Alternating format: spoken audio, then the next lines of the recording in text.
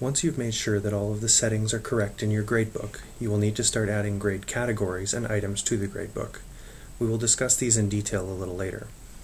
When you're planning for your student assessment, make sure you are using multiple and diverse forms of feedback for your students. You also want to ensure you are planning assessments so students will receive early and frequent feedback with an opportunity to correct errors.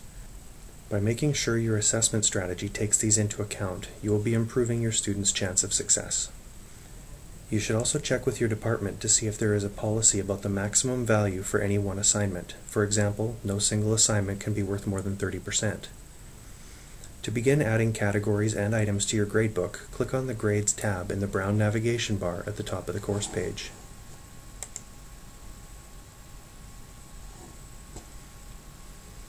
If you have never set up anything in this gradebook, you should automatically be taken to the Setup Wizard. If this is the case, please make sure you view the video on gradebook settings before setting up your gradebook with this video.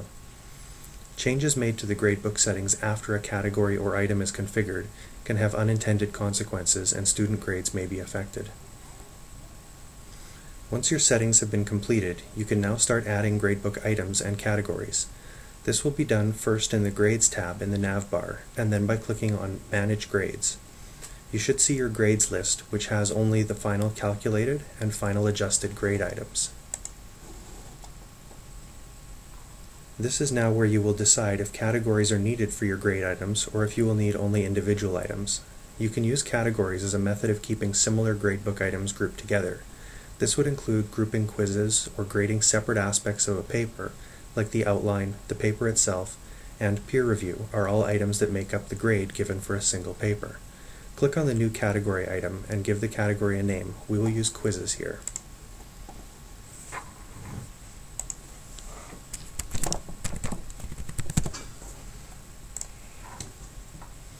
Next, you will need to assign the weight this category has towards the final grade. We will say our quizzes are worth 20% of the final grade. Next, we need to decide how the quizzes will be distributed across the category.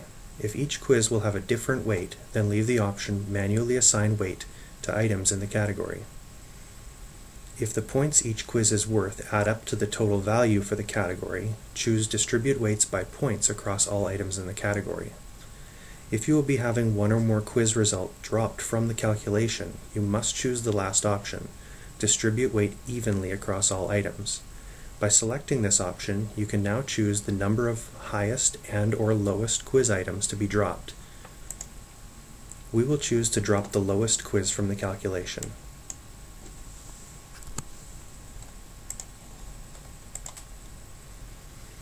The last option on this screen allows you to show the class average and grade distribution to your students. Check these boxes if you wish to display this to your class. If you are using a norm referenced or curving the grades, you might want students to see how they rank against their peers. Click Save. Notice that, like many windows in Desire2Learn, the category window is still visible after hitting Save. Now click on the Grades List option to go back to the listing of your gradebook items, which only has the Quizzes category so far. Now you will need to create a gradebook item to go into that category. Click on New Item. Here you will be presented with a number of options for this gradebook item. Each one has an explanation about when it would be used. The most common one will be the numeric option, which allows you to enter the points the assignment was out of and the points each student attained. Select Box and Pass-Fail work with grade schemes, which have not yet been set up in this gradebook. Grade schemes are a component of the gradebook, which allows you to display different grade symbols in your gradebook. You may wish to set up a scheme that distinguishes between pass and fail, or a scheme which automatically calculates the letter grade associated with the numeric grade Desire2Learn is calculating. The next two options, Formula and Calculated, allow for you to use calculations for each grade item to obtain a final or a category grade. The text option allows for simple text entry, like the example shown here of Course Evaluation Completed. Since there are no grades involved with this option, then this might be appropriate for a formative assessment process. You can offer feedback to students in the gradebook, but it will not have any effect on the final grade. Choose Numeric for this example. Now we will enter the name for this gradebook item. For this example, we will create an item to go into our quizzes category that was already created, so it will be called Quiz 1.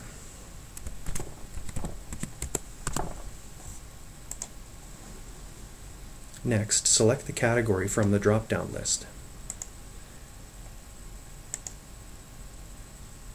Next, we need to enter the number of points this particular quiz is out of. We will leave this as 10. Notice now that the weight is set to 100 automatically. This is the weight of this item within the category. Since the category was set to evenly distribute weight across all items, and this is our first item, it is 100% of the category weight. As more items are added to the category, the value of this weight will automatically change. If you are creating a standalone assessment item, like a paper or final exam, leave the category set to none. You will also need to make sure to change the weight value to the weight this item is towards the final course grade. If your quiz or item will have bonus questions, you will need to check the box Can Exceed. If the entire item is a bonus item, you must check Bonus. You might want to think about the pedagogical relevance of giving bonus points. What is your rationale? If you're using a grade scheme, you can also add it to the grade item. An example of a grade scheme would be a pass-fail item where the student is required to achieve a certain grade or percentage to pass. They might need to achieve 75% in order to achieve a pass, and everything up to 74% is a fail. This is also where you can add a rubric to your assessment. Students will be able to see the rubric when it is attached. Many times you will want to hide a gradebook item until after you have graded all the students. To accomplish this, you will need to go to the Restrictions tab. If you know when you will be done grading all students, you can set a date when it will automatically be visible, or you can hide the grade item and manually make it visible once all grading is complete. Be sure to remember that this was set so you don't have students wondering where their grades are, but they can't see it because the gradebook item is not visible. This Restrictions tab is available in other D2L components, and the process will be the same for content, Dropbox, etc. Once you have set any restrictions, click Save. Your gradebook item is now ready to be attached to a Dropbox, discussion, quiz, or any other type of assessment in Desire2Learn, or for manual entry if you are not using any of the assessment tools built in.